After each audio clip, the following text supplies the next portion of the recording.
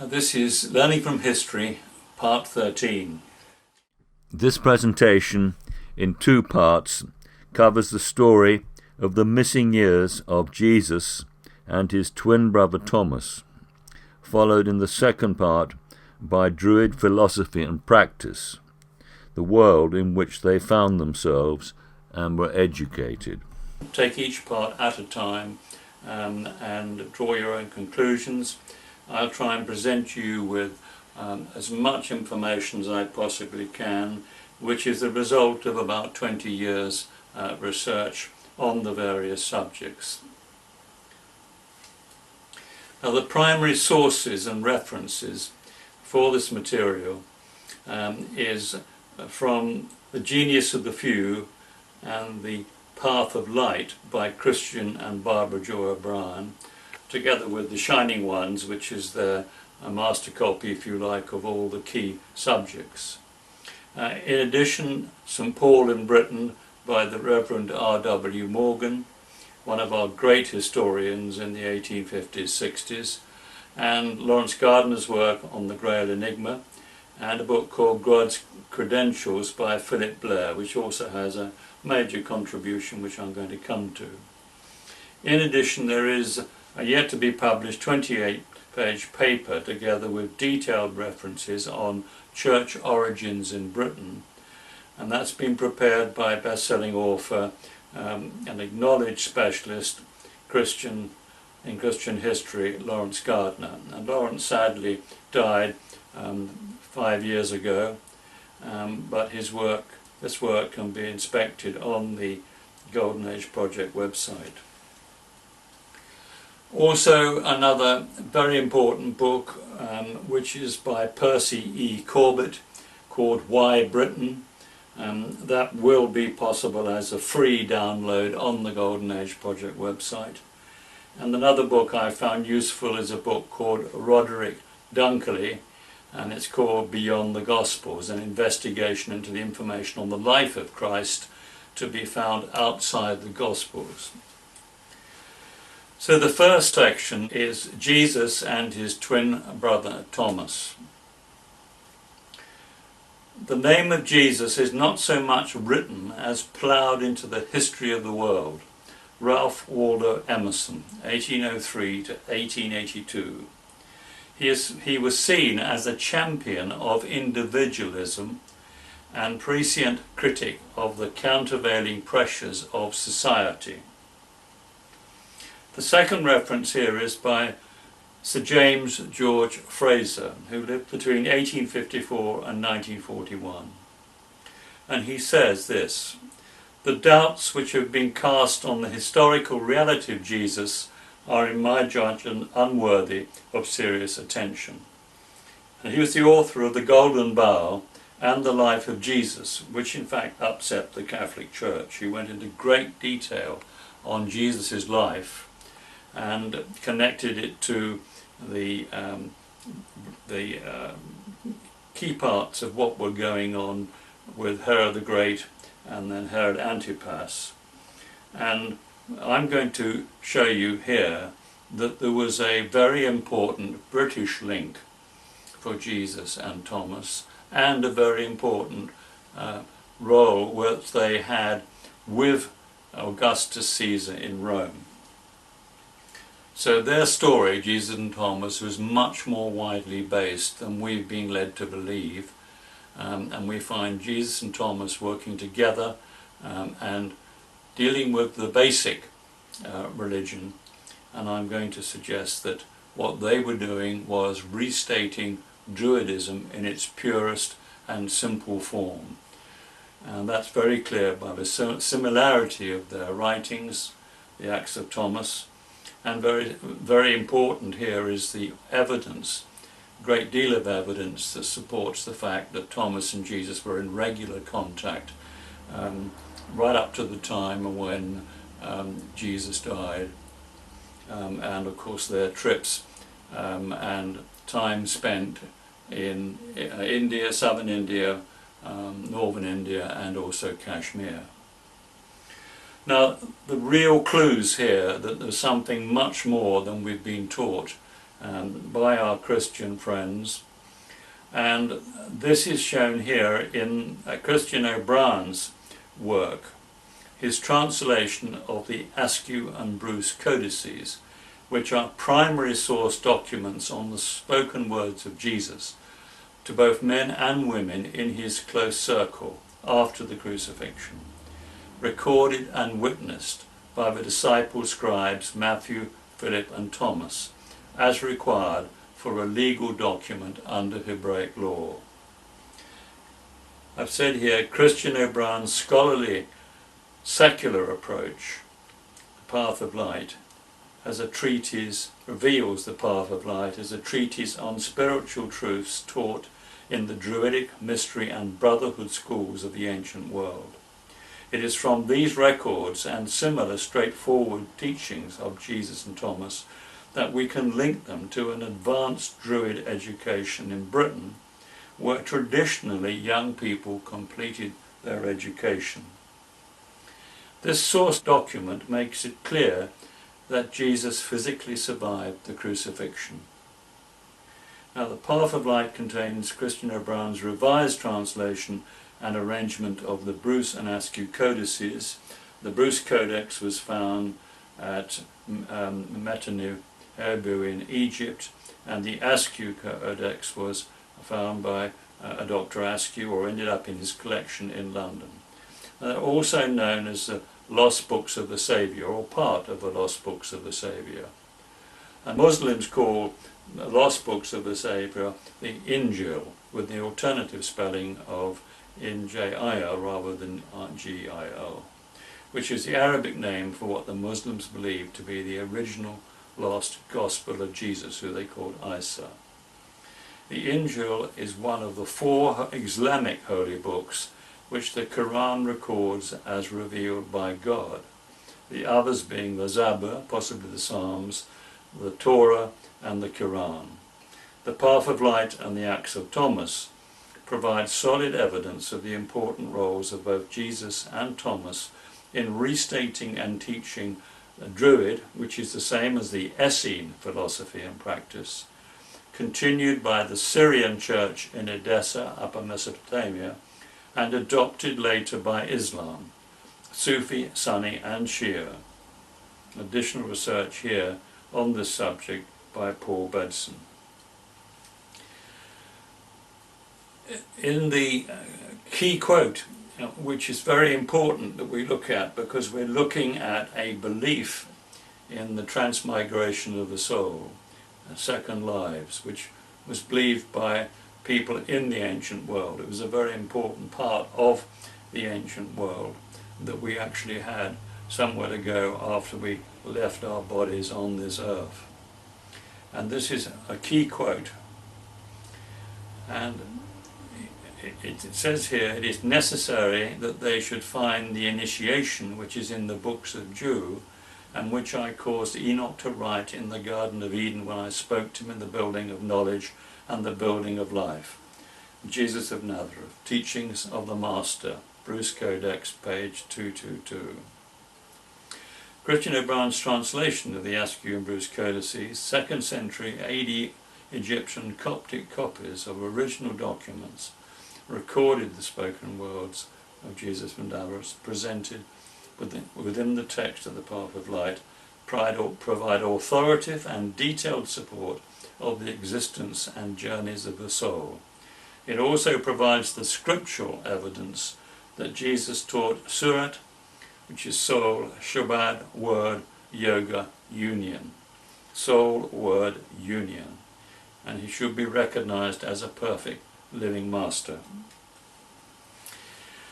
The overall background of the migrations and our history is very well explained by Dionysius of Susiana in AD 3, when Jesus was 10 years old. And it goes like this.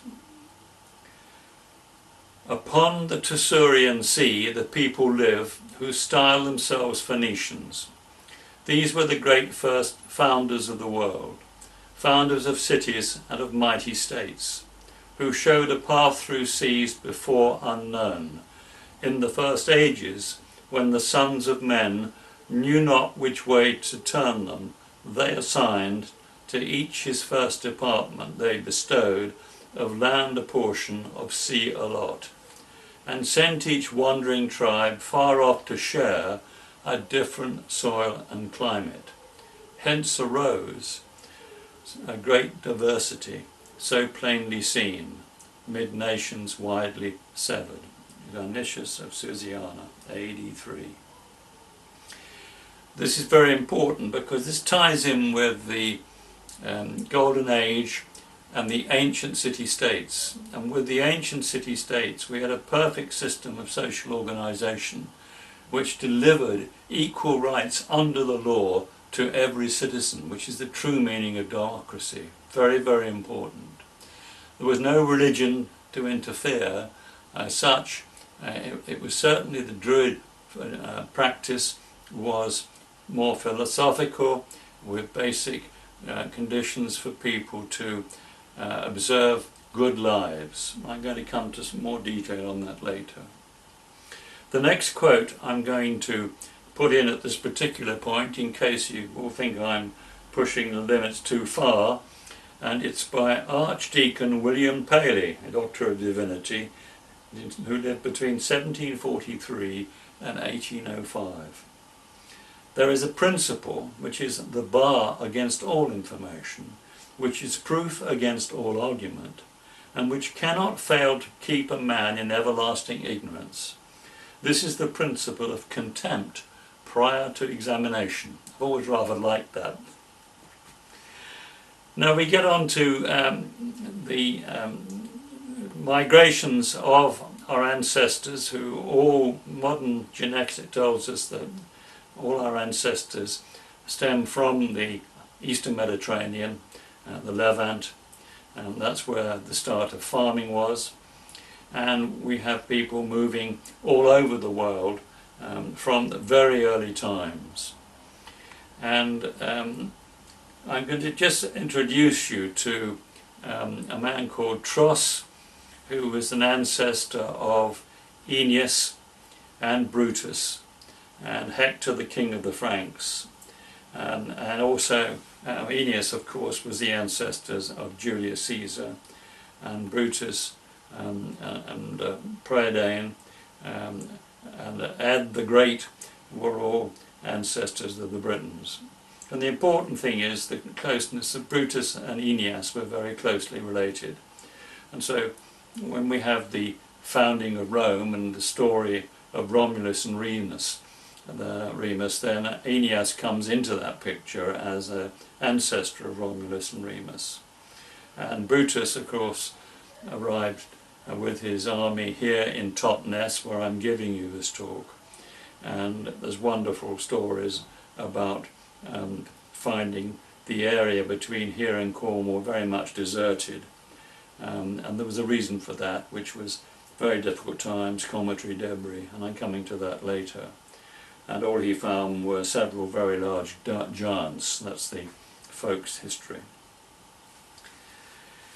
The close historical links between Brutus in Britain and Aeneas, the founder of Rome, provided the special relationship and peaceful trading before and during the reigns of Augustus and Tiberius, which is described as the 100 years of peace called Pax Romana, when great progress was made between Britain and Rome. And that was between something like after Caesar came to Britain, principally to put down a local revolt and to reach trade deals with the people living in East Anglia. We have a later invasion of Britain in 43 AD by Claudius for slightly different reasons, and things began to break down as the Roman emperors got madder and madder, had more extreme ideas, and greater problems followed, mainly because of this tremendous success of the trade with Britain and other parts of the world, which made Rome very rich, and people in Rome very jealous, particularly the families of the Caesar, who ended up by fighting and killing one another. Now I want to start very clearly with the family tree of Jeshua, or Jesus. His Jewish name was Jeshua. We called him Jesus, and all marriages were normally arranged when the offspring were infants. In the case of Jesus, an unscheduled liaison between a man called Panta Nero and Miriam of Bethany, probably in Rome when Miriam of Bethany was 18, at the court of Augustus, produced twins, Jeshua Jesus and Judah the Thomas Didymus, and Didymus means twin, in BC 7. So Jesus actually was called and referred to as Jeshua ben Pantera, Jeshua son of Panteria, in the Talmud, very clearly and many times. He was recorded alive in Rome in 45 and 49 AD as Chrestus, and the Council of Nicaea regarded Chrestus as the progenitor of Christianity in Rome, and he was credited with starting and promoting Christianity. And he died in 79 AD in Srinagar, Kashmir, which the Indian government had provided a lot of additional references and support and confirmation. Thomas died in Mylapore in India in AD 82. His remains were later returned to Edessa in Syria, a centre of the Eastern Christian Church. He founded the first Christian church in Kerala, India, in 54 AD. So we have these two boys clearly having an extraordinary future and spreading the word, and it was a restatement of Druidism. Now, Jesus' father was Pantera Nero, a Claudian, born in 42 BC, died in 37 AD, and he was Rome's most successful military leader. Very important. He was a man with great compassion who did a lot of very good resettling of people rather than killing them, and he set a wonderful example to the Roman army, and he was considered Rome's most successful military leader. And he was the son of the second wife of Augustus, and was adopted by Augustus to succeed him as Roman Emperor Tiberius Caesar. So Jesus' father became Tiberius Caesar, Thomas's father, the same man. And he returned to the court of Augustus in Rome in 8 BC, which ties in with his liaison with Miriam of Bethany, Jesus' mother. He succeeded Emperor Augustus in 14 AD, and sadly he was murdered, very clearly murdered, and it may well have involved his successor Caligula in 37 AD at Mycenaeum in Italy. Miriam, Jesus' mother, born 26 BC and died 50 AD at Mari on the Afghan border. She was a dynastic heiress, tracing her lineage back to both Moses and the sister of Moses, who was called Miriam. To cover the embarrassment of children out of wedlock, Miriam married Joseph of Arimathea, a key figure at both the court of Augustus and the court of Herod, and to whom she may well have been originally intended. You can see the complications here of when you adopt people and when you give them different names, and how that makes it so difficult to track the truth. And I've been fortunate enough to have a genealogy which came from the Vatican archives, which was the most accurate that we've found on these particular subjects and stories, and they dovetail in perfectly with dates and all the other information, or much of the other information we know about Mary, Jesus, Joseph and Thomas. So I'm now going to look at Joseph of Arimathea's family, and we're talking here about, firstly, the Joseph who married Mary, Jesus' mother, but also his father. And his father was Jacob the patriarch. He was on the line from King David, so he's basically, if you like, from Judea. But the hereditary title he was given by the Roman emperors was rama theo. It's not Arimathea, it's rama theo, which means exalted of the gods. And it was one of the most senior titles that could be given to somebody working for the Roman emperors. And so the father of the Joseph who married Mary, Jacob the patriarch, was one of the most important people in Rome. And this is why he was a key figure in the court of Herod and a key figure in the court of Augustus in Rome. Now, he was born in 28 BC. He became the Zebedee in 29 AD and died in Jerusalem in AD 40. So we hear of Joseph of Arimathea being killed in Jerusalem, but it was the father or stepfather of Jesus. And so the title passed on to Mary's eldest son, Joseph. And this is the interesting point, that it separates Jesus and Thomas as being half-brothers to Joseph of Arimathea the third. Jacob the patriarch, number one, Joseph of Arimathea. Number two was his son, and number three was Jesus' half-brother. And so their eldest son, Jacob the Just, was also called James or Joseph, and was the third Joseph of Arimathea, who was born in BC 4 at Qumran. So it's half-brother of Jesus and Thomas. And he inherited his father's title of Arimathea. So the Arimathea comes through 3 generations. Now, you know him as Joseph of Arimathea. Well, I call him Joseph of Arimathea the third. And he died at AD 82 at Glastonbury, Avalon, and was buried there. Or possibly he may have been buried at Cardiff. This is another piece of very interesting evidence, and I'm going to come to that later. He founded the first Christian church in Britain at Enlil in 62 AD with Urgane, the daughter of Caractacus. It's when they came back from Rome. But I've recently discovered that he almost certainly was involved in setting up the earlier church at Llandaff, just outside Cardiff, a year before, at 61 AD.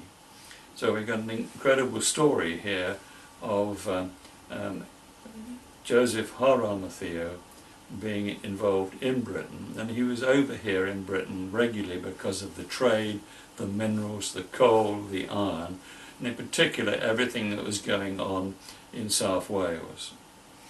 Now, Joseph of Arimathea III married first Mary Cleopas, his half-aunt, in 36 AD, producing Anna, who married British Bran Baruch, and he had a second wife, Aurora, who was daughter of the Pictish king Sindine in 57 AD. So you can see an extraordinary mix of marriages and relationships between Judea, the court of Herod, the court of Augustus, and the British court.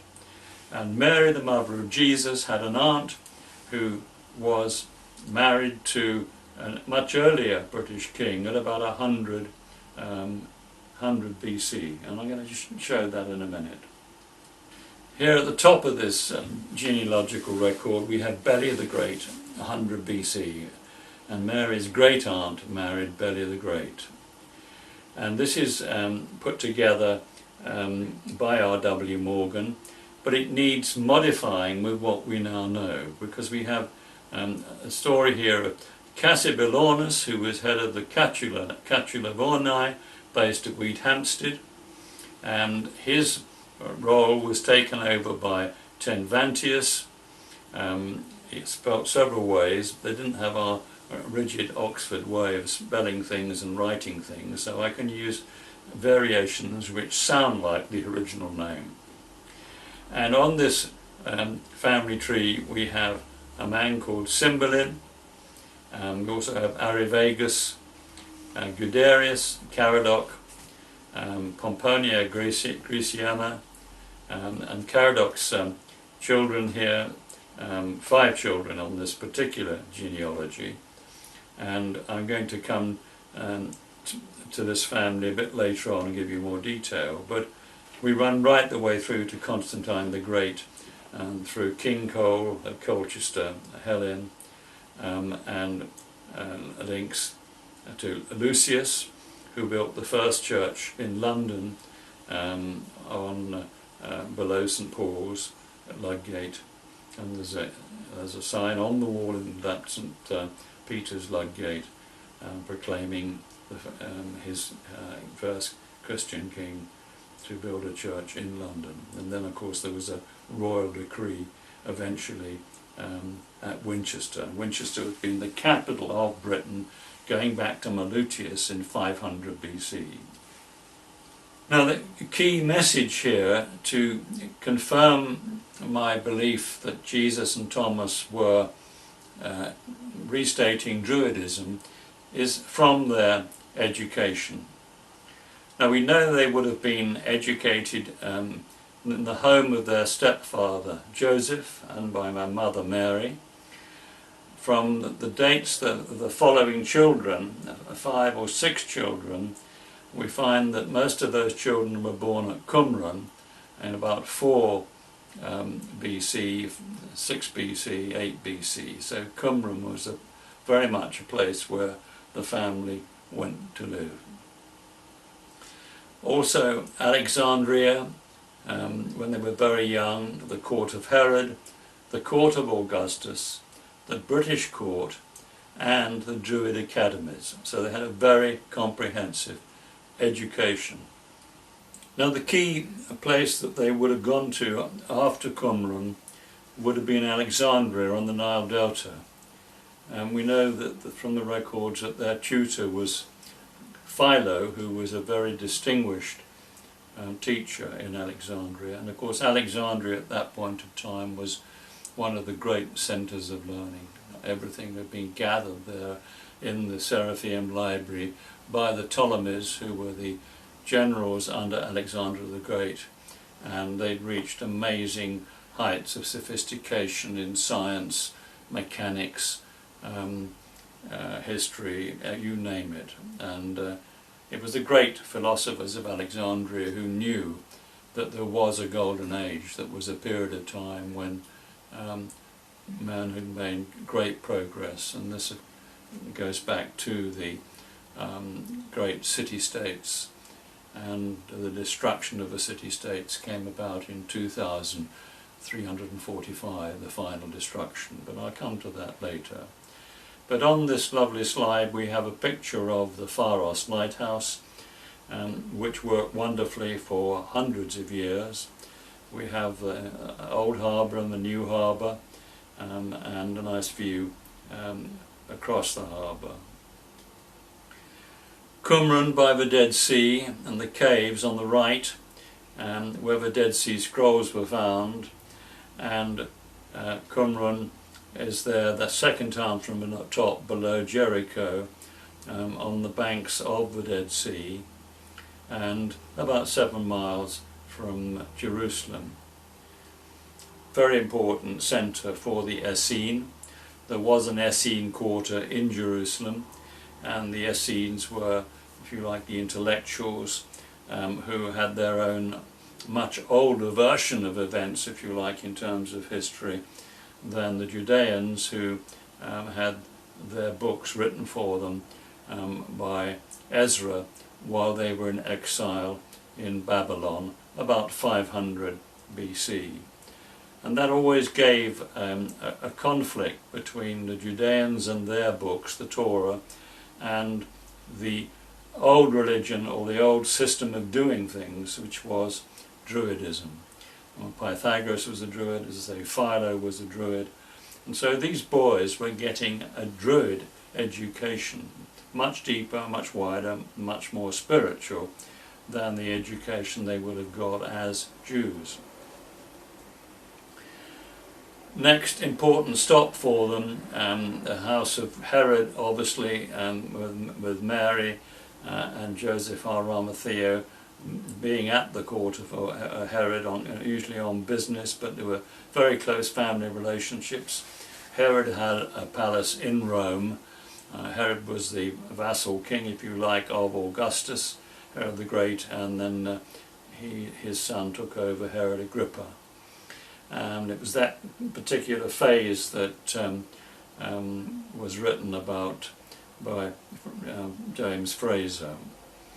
Here you have pictures of Tiberius, in the middle the Senate, Augustus, who was named Octavian, and Augustus was the title, so there's confusion between who Octavian was and who Augustus was, but Octavian was given the title of Augustus for sorting out the problems with a tripartite system of individual emperors who managed to fight one another, and he came out victorious and dealt with the issues and brought stability and peace.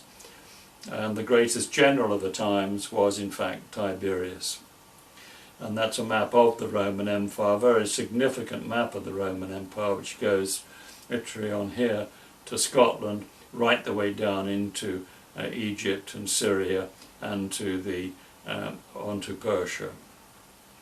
And that actual picture is of the inside of Augustus's palace.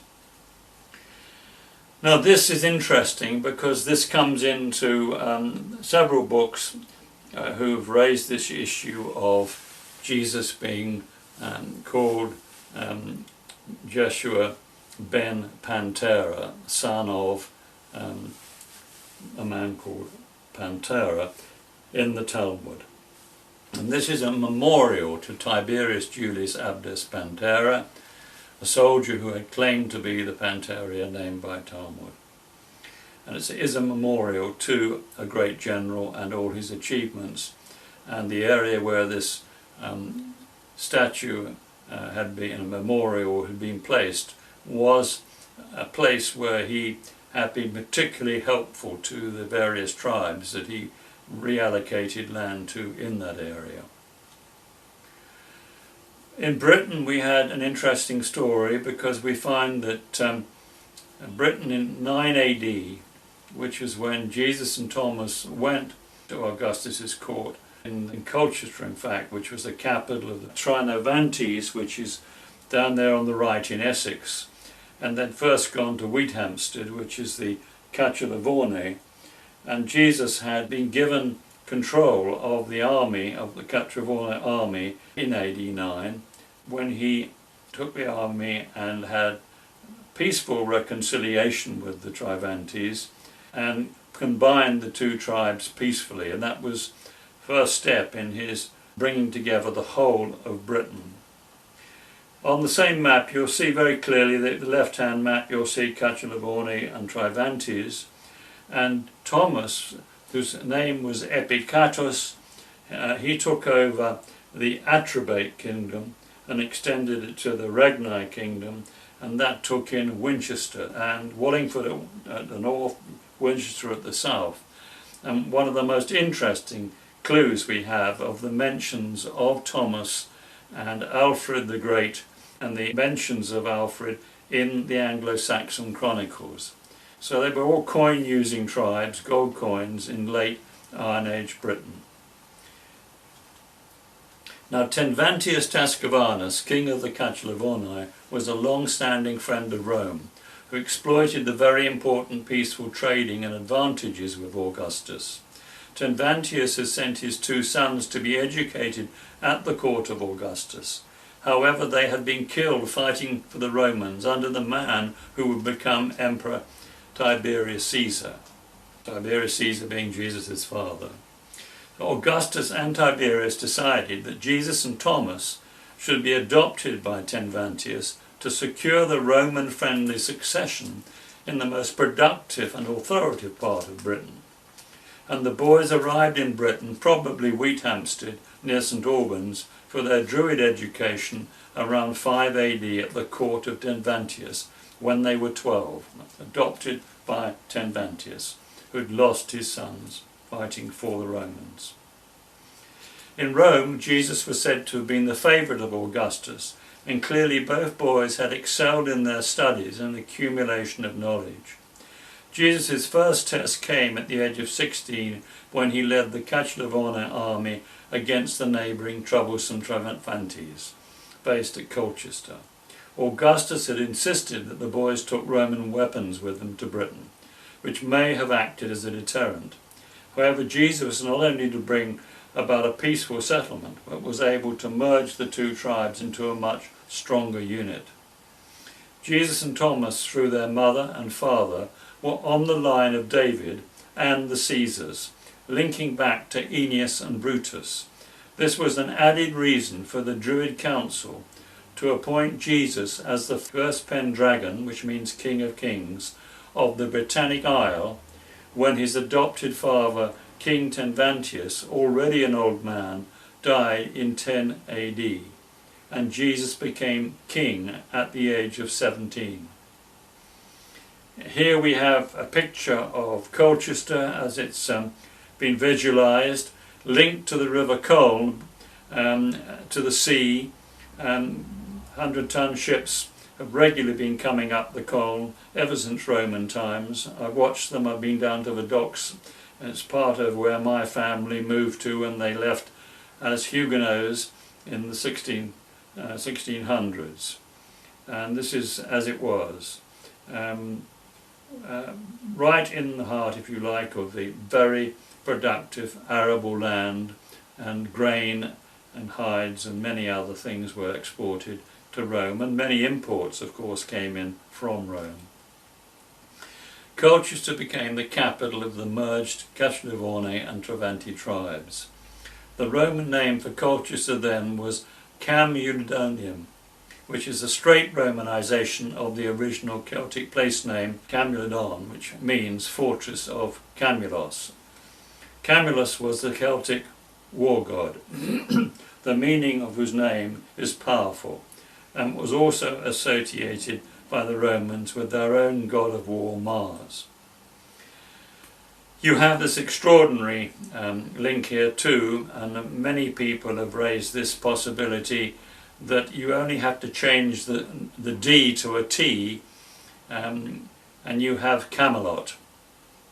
And clearly Camelot was based, in my opinion, at Colchester when Jesus was king. As King of Kings, he would have brought all the various regional kings to Colchester for round table conferences, as used to happen way back in Sumeria in the ancient days. The Druids and the kings all met in council in the original homelands.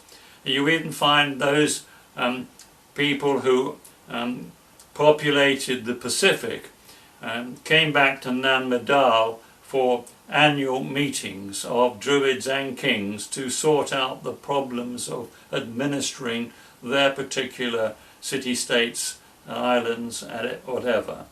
And Jesus would have been doing the same thing here with the kind of tradition that came through from the Near East. This on the left is a gold starter of Cuno Belin.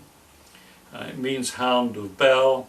That was Jesus' new title under the Druids, and it was minted in the year that he took the kingship.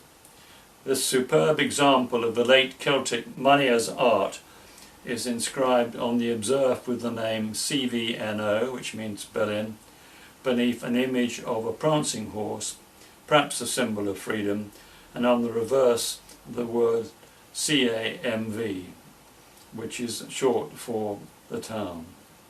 Inscribed on either side of a ear of wheat, a symbol of prosperity. Our wheat exports were something that we were doing very well and earning money from, with a willing buyer and a willing seller with the Romans. A bit later, Rome took a much stronger hold following the dreadful rape of Boadicea's daughters, and then a great rebellion which flattened Colchester, and then the Roman legions killing thousands of Boadicea's followers, and she committed suicide. And that ended really the positive phase in British arrangements with the Romans, and it was, of course, we had Caligula and then Nero coming in, and Nero just took it upon himself to send out the soldiers and kill as many people as possible. The Silures were the most important tribe in the west of England, and of course Caractacus and Arivagus carried on resisting the Roman incursions into that Welsh area, and although Caractacus was captured and taken to Rome, and of course Caractacus is Jesus' son, then we find that Arivagus still maintains the resistance, and the Romans were never able to make incursions into Wales thanks to the British resistance. But they did form those much larger areas of their administration. And of course there were much smaller kingships in Scotland which signed treaties and did deals, although of course the Hadrian's Wall and the Antonine Wall involved as well. So the initial peace Romana under Augustus and Tiberius collapsed as soon as the Essene rebelled against the appalling behaviour of Nero's generals and troops. That is Colchester Castle, built on the foundations of the Temple of Claudius, which came about round about 46 AD after the second invasion under Claudius. And the very interesting stories here, whereby they had a peace treaty, Claudius adopted Caractacus' daughter, Jesus who had become an arch-Druid by that time, was built a palace by Claudius. He's certainly around at 44 AD, 45 AD in England, very much alive, although he'd been sent by Tiberius Caesar to try, and also Thomas, to help resolve the problems for the Romans in Judea. So we have Jesus and Thomas actually going to Judea late in their lives, or relatively late in their lives, to try and resolve peace in Judea. They were the peacemakers who went to Judea. That was Jesus' primary role in Judea. Now Cunobillinius is the name which means Hound of Bel. He's also Cymbeline, and in Welsh is the legendary Cyneflyn, the legendary king of the Welsh.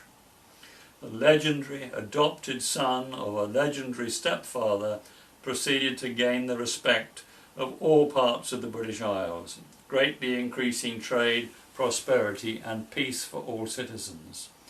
In AD 27 he retired to be one of 3 arch-druids, and he was called Bran, which is another title, handing over the responsibility for running Britain to his sons, Adminius, Guiderius and Caractacus as regional kings, and other leaders loyal to him, including his one of the nephews, in fact, of Tambantius, called Arivagus.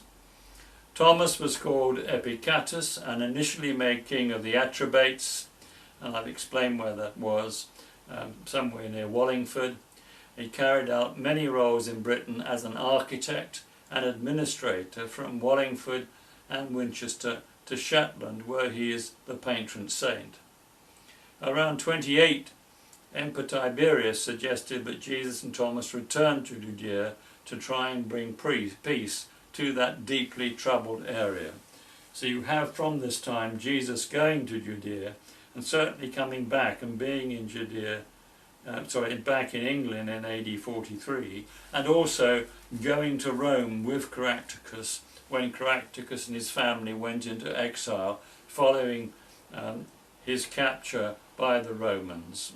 He was betrayed by an English queen in the Midlands, and he went into exile in Rome. And I've dealt with his famous speech in Jesus and Thomas, part 12.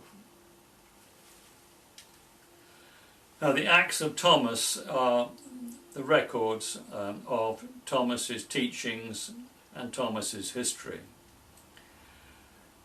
this is very important because we find that in the Acts of Thomas, which is there, and in that monastery, St. Catherine's Monastery, Sinai, it houses the oldest version of the Acts of Thomas. And it's perfectly clear that Thomas was having regular meetings with Jesus in India. It's written in a key part of the Acts of Thomas. And it was translated by a Church of England priest who translated it as Thomas was having regular visions of Jesus. And he said that because he couldn't possibly tell the world that Jesus didn't die on the cross. So we have that solid evidence, much more added evidence, the fact that Jesus did not die on the cross, and there are many references to Jesus being around and doing things. So the idea that he died on the cross is totally wrong, and of course it has a major impact on our Christians and their belief in what they've been told. Now, I learnt this from Hugh MacGregor Ross, who lived at Painswick, who was the leading specialist on St. Thomas. And his books were available at one point on the website, and I'll try and make them available again. Marvellous books on Thomas and the writings of Thomas. And he was the man who told me about this translation and wanted me to go out there and see the original manuscript and verify it. So if any of you are going to St. Catherine's Monastery, take a good translator with you and see if you can do that job for me, because I've got enough on my job list as it is, but it's there to be looked at. Now, the background on the importance of Thomas. I've made the point that Thomas was having regular meetings with Jesus in India. The first Christian Syrian or Syriac church in India was founded by Thomas in Kerala, southwest India, in AD 54, 2 years after he arrived, before the Caractacus family returned from exile in Rome to found churches with Ilid, half-brother, which is Joseph James, or the youngest Joseph of Arimathea, and Ilid was the Welsh name of Joseph of Arimathea III. And they founded churches, in fact, at Llandaff in AD 62, Llanillid in 63, and Glastonbury AD 65. That was when the family returned from exile in Rome. Now, this is a key interest point and ties us into the Anglo-Saxon Chronicles. Britain's King Alfred sent an embassy to Kerala, India, in AD 883, headed by Sighelm, Bishop of Sherborne, to visit the tomb of Thomas in what has now become the most Christian state in India. This is recorded in the Anglo-Saxon Chronicles. The Syrian church remains wonderfully integrated in its social customs with the surrounding Hinduism. This is a map of southern India, and these traditions go back to the 1st century. 7 churches were established by Thomas the Apostle during his mission in Malabar. And those are the names of them below. I'm not going to try and pronounce them. You can look at the text yourself. This is a quote from B. Griffiths of Christ in India, his book, Christ in India. That many people have written books and produced evidence of Christ in India. I'll read this extract. The church in Kerala is said to have been founded by St. Thomas the Apostle in the year AD 52. In fact, it was AD 54, 2 years after he arrived in AD 52. One of the first instincts is to dismiss this as a legend, like most of the legends of the Apostles. But there is apparently more ground for it than one might expect. The legend derives from the apocryphal Acts of Thomas, which date from the 3rd century, the same reference I referred to earlier. These are certainly not historical, but they indicate that there was a tradition connecting Thomas with India in the 3rd century, and they have been found to be correct in certain historical details, so that they cannot be dismissed altogether. They are supported at least in regard to the fact that St. Thomas visited India by a very strong tradition among the church fathers, St. Ephrem the Syrian, St. Ambrose, St. Jerome, St.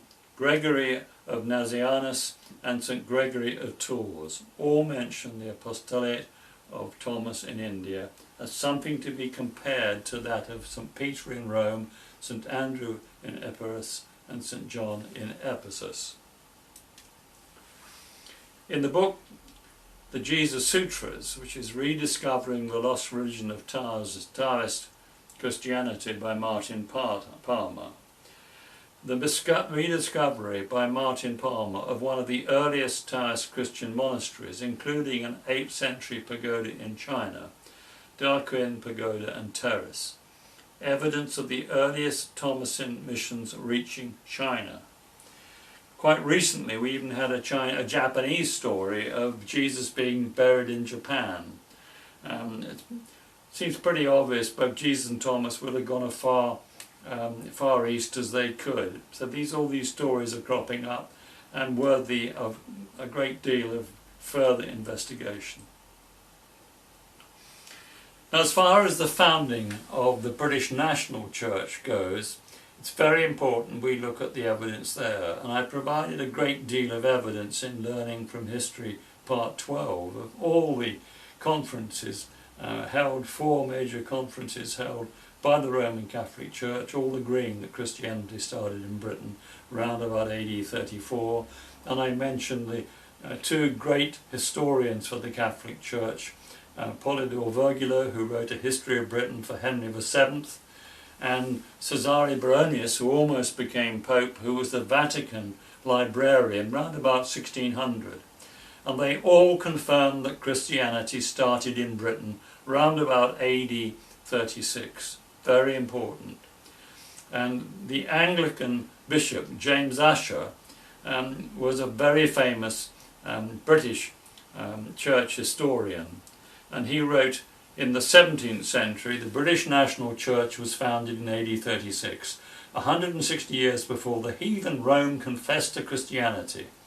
The mother church of the British Isles is the church in insular Avalonia called by the Saxons Glaston. And of course the mother church should also refer to the key churches in Wales. From the information now recovered, we can claim that Jesus founded Christianity as a restatement of Druidism when he became the Pendragon King of Britons in AD 10. So we can, with the information we can now have, we can link Druidism, Jesus as Pendragon, and a genuine restatement of Druidism, starting with Jesus in AD 10. Remember, he was an arch-druid when he retired. So now we start the second subject, which ties in so closely with what I've been talking about and the lives of Jesus and Thomas. And this section is on Druid philosophy and practice. Druid philosophy and practice centered on the truth before the world and a doctrine that without freedom of will there is no humanity. Freedom of conscience was both the birth and breath of manhood. The essence of the soul was will. That's a wonderful quote and a wonderful statement which sums up very advanced people, highly educated people. Good government and peace through kingship was a fundamental requirement, and religion as we know it did not exist. This contrasts from AD 400 with Augustine of Hippos, that's in North Africa, Hippo, Roman Catholic doctrine of original sin, the denigration of women, burning libraries and killing Arian Christians, all crimes against humanity, with seeds being sown for everlasting conflicts to this day. The British Christian Church, based on free will, education and craftsmanship, was finally overturned at the Synod of Whitby in AD 664 by Rome-supported Northumberland king and replaced by Roman Catholicism. Now this is the history of Rome, because when we compare the history of Rome and Druidism, we see two very interesting diverge problems. The history of Rome. The earliest Romans came from Troy, led by Trojan prince Aeneas, a close relative of Brutus and the local Etruscan king in Italy, arrived by sea at the mouth of the Tiber, finding that this was an ideal place to settle. They founded their first settlement further up the river around 752 BC, possibly earlier. Romulus and Remus, the famous twins, who in myth were given credit for founding the city-state, were descendants of Aeneas. The Roman Republic was founded around 509 BC after the last of 7 kings of Rome, Tarquin the Proud, was disposed by Lucius Junius Brutus. Now this city-state situation, city-state kingship ended. It was a crucial point in Roman history. This broke with the ancient tradition of city-state kingship, where the best man was chosen to represent the best interests of his subjects, advised by qualified Druids, in order to deliver freedom, justice, leisure and instruction for all the people. The city-state is important because what was achieved by the city-states and their method of social organisation was that they delivered not only freedom, justice, leisure and instruction for all the people, but they also enabled equal rights under the law for every citizen, whether they were a slave, whether they were whatever class they were. Neither king nor God, anybody was above the law. And that was the true meaning of democracy, when you have a system which has laws, rules and is fair and delivers equal rights under the law. Now, despite the high ideals in setting up a new system of social organisation and politics, leaders began to serve themselves rather than the people. Rome progressed from a monarchy to an autocratic republic, and then towards an increasingly autocratic empire run by an emperor, starting with Caesar, ending in a perpetual dictatorship. There were seeds of destruction.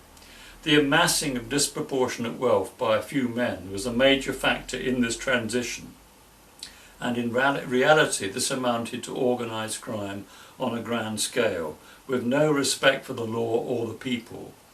No surprise then that the system was plagued by instability, infighting and civil wars, with only little more than 100 peaceful years under the influence of peacemakers Augustus and Tiberius, and this was called Pax Romana, before the greatest extent of the Roman conquest and occupation culminated under Trajan in 117 AD.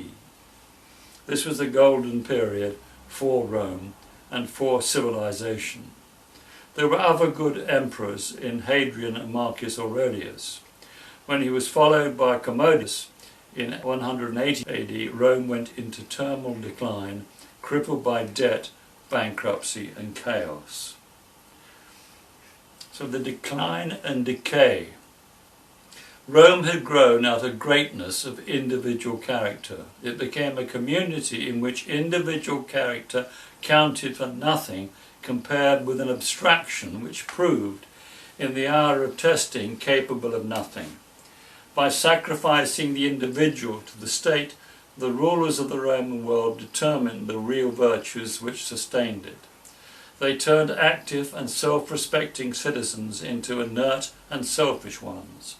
They discouraged the capitalist from thrift and foresight, the trader from enterprise, the craftsman from his hereditary skill, the husband from pride in the soil, the mother from maternity, and the soldier from courage and self-sacrifice. They made the moral shell that protected society so soft that it could protect it no longer. Creeping inertia paralysed everyone and everything. Even before the barbarians broke in, the elegant cities had begun to crumble. Trade died for want of purchasers.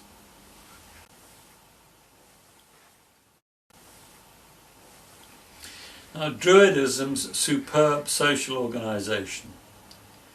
The Druids also represented an absolute threat to the Roman state because their science and philosophy dangerously contradicted Roman orthodoxy. Romans were materialistic, Druids spiritual. For the Romans, the state was a monolithic structure spread over territories deliberately organised into a hierarchy. With the Druids, it was a freely consented moral order with an entirely stable system of social organisation, with the common ownership of land and the fair allocation of that land for the full benefit of the whole community. The Romans looked at women as bearers of children and objects of pleasure. Druid women were equal partners in that social organisation.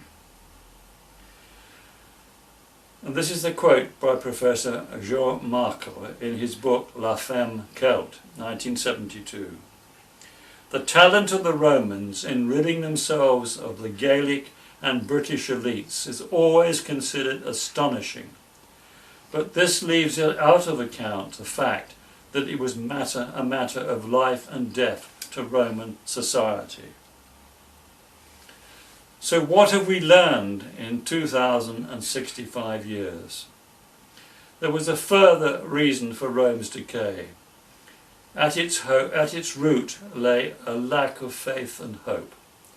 The citizens and rulers of Europe came in the end to see no purpose either in society or their own lives. And it's all very well summed up and should warn us of what's happening today by Cicero in 55 BC. The budget should be balanced, the treasury should be refilled, public debt should be reduced, the arrogance of officialdom should be tempered and controlled, and the assistance of foreign land should be curtailed, lest Rome become bankrupt. People must again learn to work instead of living on public assistance.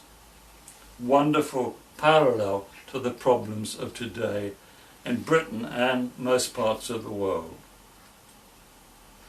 Now I'm going to give you a little bit of Druid history. The date of 3903 BC, calculated from the Druid records to be the precise astronomical date of the arrival of missionaries from Sidon, that's in the Eastern Mediterranean, into Britain, and the founding in Britain of the Druidic system of social administration based on the divine laws of the Shining Ones and the philosophy of the archaic world. This required well-educated monarchs as tenants of the gods to lead each of the city-states. The king's primary role was to deliver to the people freedom, justice, leisure and instruction. Neither God nor king or the people were above the law, and the law was the Edicts of Anu and Enlil, or the divine justice of the immortal gods. I'm going to come to the detail of that later. Excommunication was a punishment or deterrent for serious wrongdoing. In the European languages, Druid, along with Dharma, translates as strong knowledge. We find distinctly long-headed people constructing the earliest long barrows and observatories around this time in the British Isles, with the wide introduction of mixed farming methods. Now I have a wonderful image of a gold and obsidian vase dated about 1850 BC, which is a present from Pharaoh Amenhotep II, and it's in the National Museum of Beirut. And what's special about this is that the gold was heated to over 5,000 degrees to produce pure gold, a very important technical achievement at that date, in addition to the working and polishing of obsidian, which is the hardest volcanic rock. And beneath that we have, before 1400 BC, an extraordinary explanation here of the knowledge of black holes. And I wrote this letter, and it was published in the Daily Mail on Tuesday the 27th of July 2004, and I say the follows. I've reproduced below an extract from what are commonly known as the Urogrit or Rosh Hashanah cuneiform tablets, which date before 1400 BC. It is from one of a series of 10 letters from one having responsibility in the Sarman Brotherhood to the Prince of the Land of the Four Directions at the Royal School of Ugarit, being an aspirant to the Brotherhood. This item relates to instructions on astronomy from tutor to pupil at a superb pre-Christian university on the Syrian coast north of Tyre and Sidon. It goes as follows. And we are told that the stars without number that we've seen in the heavens, each one the progeny, the inhabitants of heaven, will in their turn populate the heavens to time without end. So the story goes that when a sun or star dies, it goes forth in a piercing flash of light after compressing upon itself until it can compress no more, and flies apart in a myriad of particles, each part finding itself a space where it can gather from the heavenly soil nourishment for its growth, and in due course make itself a world, as our Lord Shamash has done. And that's from the Phoenician Letters by Wilfred Davis and G. Zur. That's 1979, Mowat Publishing, a central reading on the enormous sophistication of our ancestors as not only science and astronomy, but social organisation. Druid Britain. There were in Britain, south of the Clyde and Forth, 40 Druidic universities, which were also capitals of the 40 tribes, the originals of our modern counties, which preserved for the most part the ancient tribal limits. Hence, for instance, Yorkshire retains the same disproportionate magnitude to our other countries as the territories of the Brigantes, its British tribe, did to those of other tribes. Of these 40 seats, 9 have disappeared. The remainder were as follows. 3 seats of the Archdruids of Britain, which is Caerlad, which is the city of the Lake of the Tame, which is the Thames, Caia Troia, or that means the beautiful lake, or fair meaning, or beautiful, hence Tane, so called in Britain. Tyne, it still is the North Britain, a name like North Britain for a river. Caer Evroc, York, and Caerleon, so that's London, York, and Caerleon, which is on the River Usk in South Wales. And the seats of the chief Druids in Britain was Canterbury, Winchester, St Albans, Old Sarum, Salisbury, Carlisle, Cambridge, or Granta, Manchester, Palmcaster, Colchester, Worcester, Chester, Porchester, Doncaster, Warwick, Mervoid, Bristol, Leicester, Uttoxeter, Lincoln, Gloucester, Chichester, Cirencester, Dorchester, Carnarvon, Exeter, Silchester and Bath. The Gildas MS, Julius D, number 9, the Cottonian Library, calls these the 3 arch-flamens and 28 flamens of Britain. Geoffrey of Monmouth appears to have found the same titles on the American version of Hilo's history. Very important, the level of universities of education. These students of these universities numbered at times 60,000 souls, among whom were included the young nobility of Britain and Gaul. It required 20 years to master the circle of Druidic knowledge, nor, when we consider the great range of requirements which such system included, can we wonder at the length of such probation. Natural science, astronomy, arithmetic, geometry, jurisprudence, medicine, poetry and oratory were all proposed and taught, the first 2 with severe exactitude. The system of astronomy, incalculated, had never varied, being the same as that taught by Pythagoras, now known as the Copernican or Newtonian. The British words for star, astronomer, astronomy, are seren, serenid, serenidiath. Hence, the usual Greek term for the Druids was the Serenidai, the astronomers. So the Greeks called the Druids the astronomers. Two images of Druids. There's a modern painting, rather a small squat Druid and a very tall, well-dressed Druid. Contemporary image in the Devizes Museum, and a visualization of a Druid in front of Stonehenge. Grimes Pond, Dartmoor, a late Bronze Age village for graziers and farmers, abandoned in the 1159 BC due to the massive Hekla stratovolcanic eruption in Iceland. Tin ingots were found in the Bigbury Bay wreck, dated from ship's timbers to 3000 BC. And I'm trying to emphasize the tremendous sophistication of the Druids in Britain and the remains of that sophistication.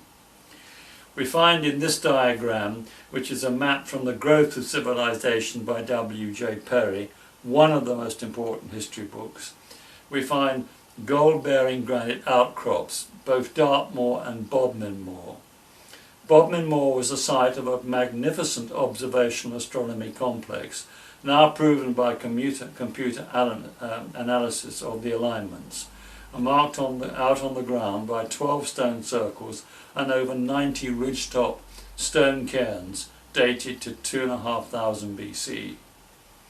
Gold, tin and the highest quality quartz attracted traders from the Near East to these earliest times. Here is a photograph I took of one of the Bodmin Moor ridgetop cairns. Again, the date 2500 BC. And then you see in the distance several of them in the distance, all spaced out, and they were used for observational astronomy. And my belief is that this was the centre of the astronomers in the world. The Druids had that knowledge which they'd brought from the land of Canaan, and this is where all our leading astronomers lived and worked.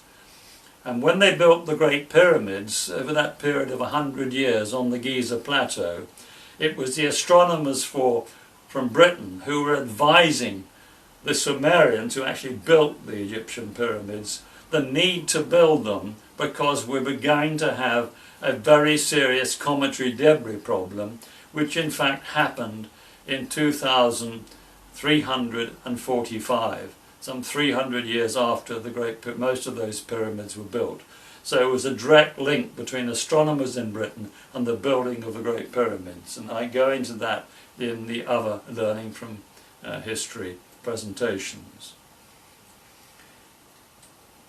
There is one of those ridgetop cairns, some of them over 90 feet high, and the remains are there for you to walk and see. And this is the work which is so clearly described by Christian O'Brien in The Shining Ones. And he surveyed it and used his computer to do all the analysis. And Cornwall actually means, first of all, it was Cornwall, now Cerno, and going back, Cerno means rock piles, and then it was known as the land of the cairns. So that was the most famous thing about Cornwall, but not many people know about it.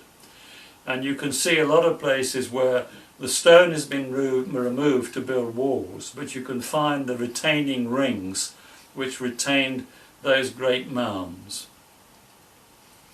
Similar sort of sophistication with the great central reeve, massive stones, superior central administration and planning of field systems at a very early dates, seen here on Dartmoor and also at Side Fields and in Pembrokeshire. And Side Fields is on the west coast of Ireland. Attainments of the Druids. On the attainments of the Druids in all the sciences, especially in this of astronomy, classic judges of eminence, Cicero and Caesar, Pliny, Tacitus, Diodorus Siculus and Strabo speak in high terms. In the Druidic order, indeed, centred and from it radiated the whole civil and ecclesiastical knowledge of the realm. They were its statesmen, legislators, priests, physicians, lawyers, teachers, poets. The depositories of human and divine knowledge. Its church and parliament, its courts of law, its colleges of physicians and surgeons, its magistrates, clergy and bishops. The number of Druids was regulated by very stringent laws in proportion to the population. No one could be a candidate for the order who could not, in the May Congress of a tribe, prove his descent from 9 successive generations of free forefathers. Now, this is typical of the ancient world of the city-states and why they ran so smoothly and why they delivered equal rights under the law for every citizen. An interesting separation between ancient Egyptians was that no one presumed to interfere with the occupation of a different trade or work that differed from his or her own. As written by Diodorus, no tradesman was permitted to meddle in political affairs or hold any civil office in the state, lest his thoughts should be distracted by the inconsistency of his pursuits, or by the jealousy and displeasure of the master in whose business he was employed.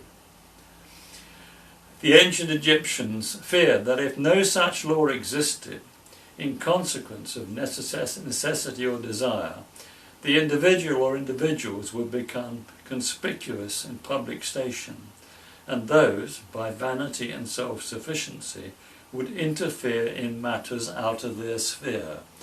A very, very interesting point. So if you're a carpenter, you weren't allowed to mess around and tell a stonemason what to do, and a stonemason wasn't allowed to tell a carpenter what to do. And in our modern world, everybody tells everybody else what to do, and it makes a nonsense of our administration, and it really reveals the importance of Mark Twain's quote, which is 10% of the people think, 10% think they think, and 80% would die rather than think. And that's why one man, one vote doesn't work, and why we desperately need this concept of a system which actually delivers equal rights under the law, which our own British Constitution does, if we observed it. Humane slaughter, sacrifice, we all seem to think the Druids sacrificed and did all sorts of terrible things. Their sacrifice, as was all ancient sacrifice, was in the interest of humanity to the animal. The animal wasn't allowed to come onto any platform unless it was totally relaxed. It was being handled by its owners, and therefore it was relaxed. And what we're seeing here is the movement prior to the animal's jugular vein being cut and the animal going into a dead faint within the process of about 4 seconds without even feeling the knife. I'm now looking at the links between Druids in Britain and the ancient world, and this is a very interesting extract which was provided by Nigel Blair, and it's called The Lost Gods and Shambhala by Nigel Blair. Around 457 BC, when the Buddha was dying, he was visited by a wise man from the west whose name was Sukranda. They swapped some sacred teachings. It was originally thought that Secundra came from the Middle East, but is now thought he came from the West, either Greece or Britain. Secundra means beautiful or white moon, a name that did exist in Welsh, and that many ancient Britons were known by that name. The area around Glastonbury, Somerset, up into South Wales was called Gwentha, which apparently meant the place of bliss. And the Lamas had apparently been told that Secundra had arrived from the place of bliss in the west. What is more, Gwip ap Nud actually means beautiful or white moon. Thus, in addition to ancient British teachers meeting and advising Pythagoras, a similar figure apparently went to visit the Buddha and exchange sacred knowledge with him. And this ties in too with the Greeks adopting the Aleph Beg, or the written language in-house of the Druids. The Greek letters came from Britain from the Druids. Very, very important point I make in another lecture. Bardic verbal tradition is kin to the Kabbalah. The Bardic verbal tradition, Tao, and shamanic systems throughout the world all have the same link. Scientific American and National Geographic report that North America, and this is then their January to February 2001 issues, was visited from 30,000 years ago by Europeans. And this is worked out by using the haplotype X genetic marker. The degree of world trade has not been addressed in any major academic institution I know about, although Professor Cyclone Covey at Wake Forest and Steve Omar in Hawaii joined Fell, Kelly and others in addressing what we will cover to some extent again. Now this is a quote here by Robert Baird, author of Diverse Druids. So we have also had more evidence recently of Druids, the Celtic type people, travelling around the world, red-haired people in America, South America, North America, red-haired people in New Zealand, and very much more sophistication and travelling going back much longer periods than people realise. This is Bullfinch's complete mythology and the Druids on page 247. Druids were ministers of tradition and justice among the ancient Celtic nations, men of science and learning. They taught the youth under their charge many things concerning the stars and their motions, the size of the world and the lands, and concerning the might and power of the immortal gods. They were accomplished genealogists. Phoenician letters are key to this knowledge. Nabu was the son of Marduk. Much attention to the order and law of nature, oak wisdom, Wid, strong knowledge again, combined functions of priest, magistrate, scholar and physician. Close analogy to the Brahmins of India and the Magi of Persia, as well as priests of Egypt and Phoenicia. They taught the existence of one God to whom they gave the name Baal, or B-E-A-L, or Baal, there's several spellings of it, which Celtic antiquities tell us means that life is everything, source of all beings. Clearly the Phoenician Baal and the Sumerian Bel, identification of a supreme deity with the sun. Fire was regarded as a symbol of divinity in Heliopotamus in Cairo. Also paid their respect to numerous inferior gods, ancestor gods, and the children of the sun. They were married, no images of temples as such. Two festivals were Beltane, fire of God, spring equinox, the beginning of May, in honour of the sun. Whitsunday, still in Scotland, and Samhain is called Fire of Peace, 1st of November, Hallow Eve in Scotland, to discharge judicial functions. Selection of quotes from ancient authors on the Druids. In an Irish manuscript it is written that all who are adepts in the druidical and magical arts are the descendants of the Tuatha De Danann, people of the god An or Anu.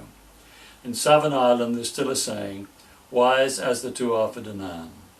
The Isle of Man was named after Danan Manaman, who set up a mystery school on the island and was famous for his powers to transport huge blocks through the air.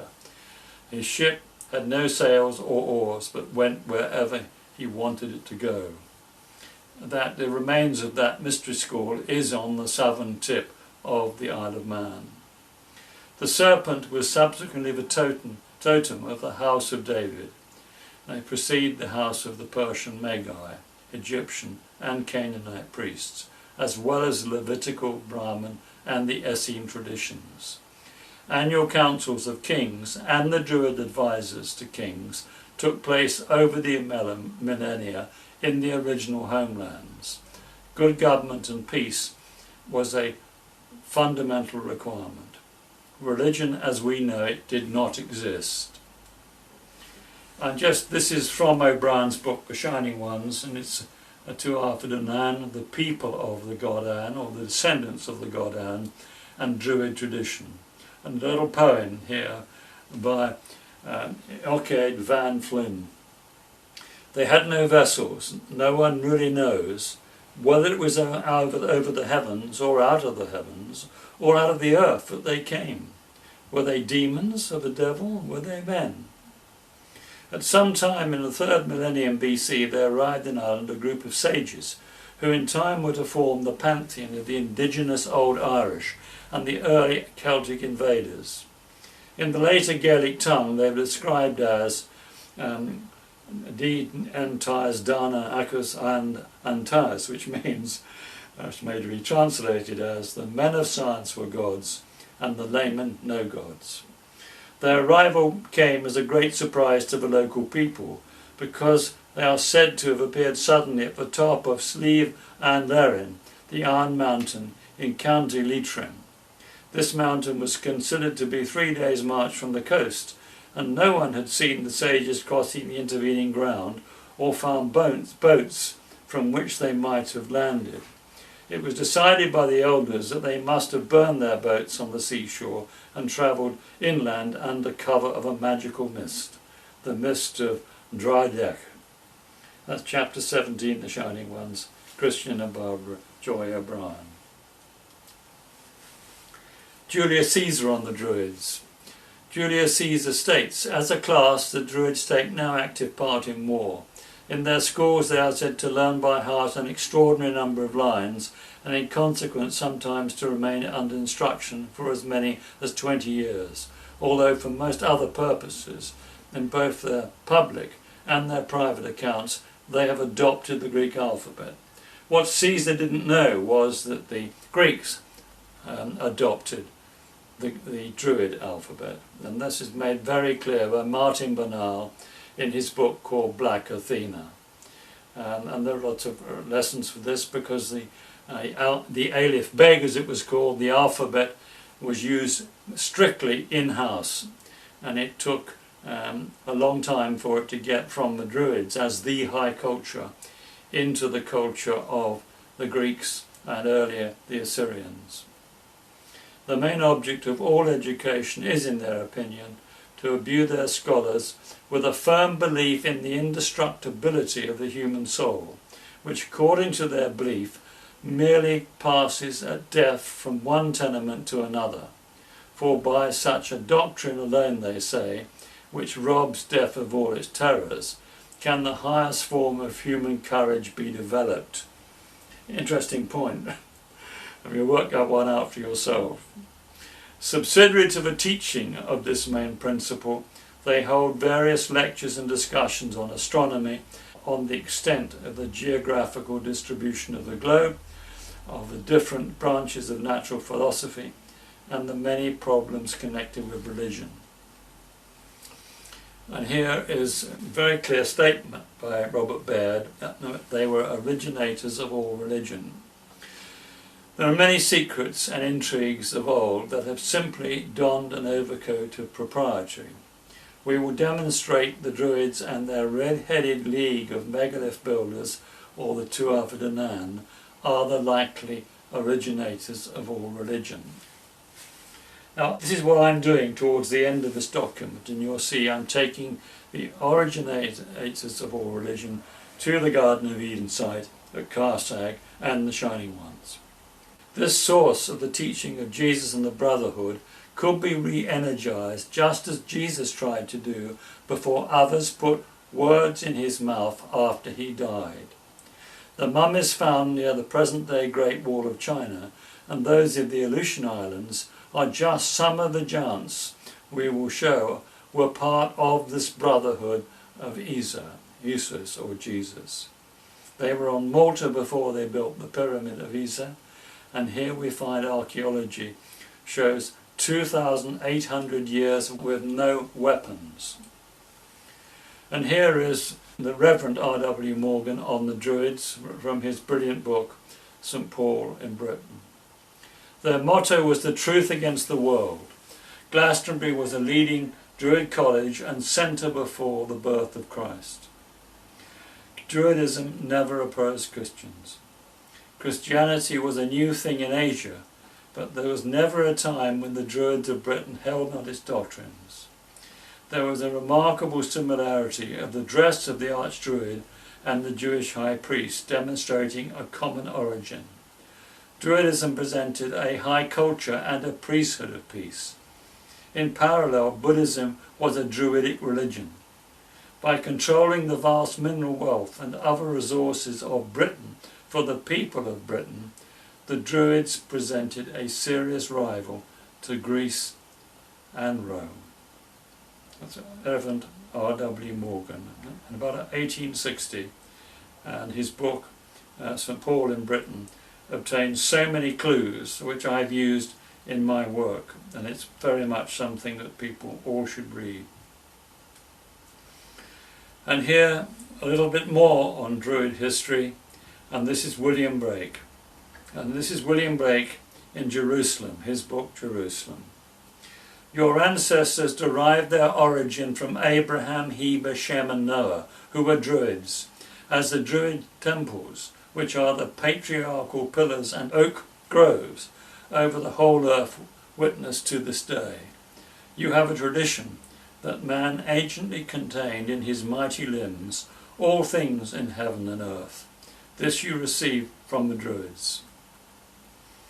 So that gives you the very best information I can find on this amazing society, which we must also learn all about. And there are many books which are now giving us very much more detail on the brilliance of the Druids, and far more brilliant, far more successful, far more effective, far more peaceful than anything that's come since their time.